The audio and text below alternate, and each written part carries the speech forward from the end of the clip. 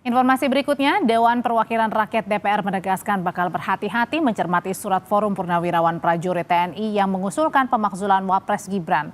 Surat usulan pemakzulan yang dikirimkan ke DPR awal Juni lalu tak dibacakan saat pembukaan rapat paripurna DPR Selasa lalu.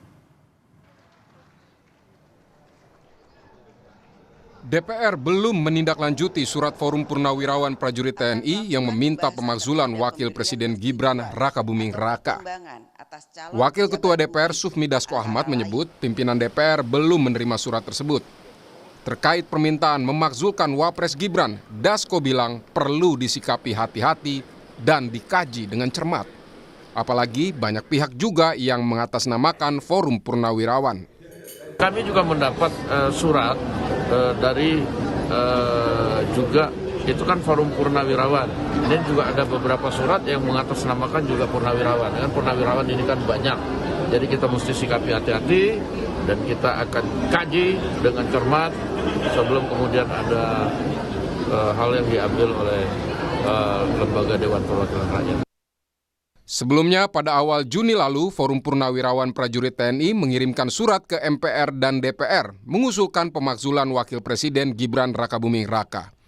Surat tersebut ditandatangani 4 purnawirawan, yaitu Jenderal Purnawirawan Fahrul Razi, Marsekal Purnawirawan Hanafi Asnan, Jenderal Purnawirawan Tiasno Sudarto, dan Laksamana TNI Purnawirawan Slamet Subianto. Namun, saat DPR selesai masa reses, surat dari Forum Purnawirawan tersebut tak dibacakan dalam rapat paripurna DPR pembukaan masa sidang 4 2024-2025 Selasa kemarin.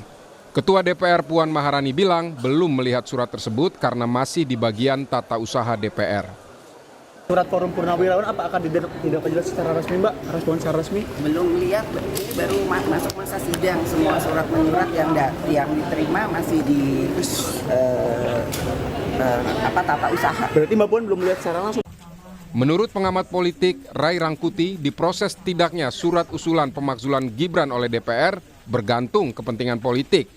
Jika pemakzulan Gibran tidak disetujui, maka kemungkinan surat dari Forum Purnawirawan tidak akan dibaca dalam rapat paripurna.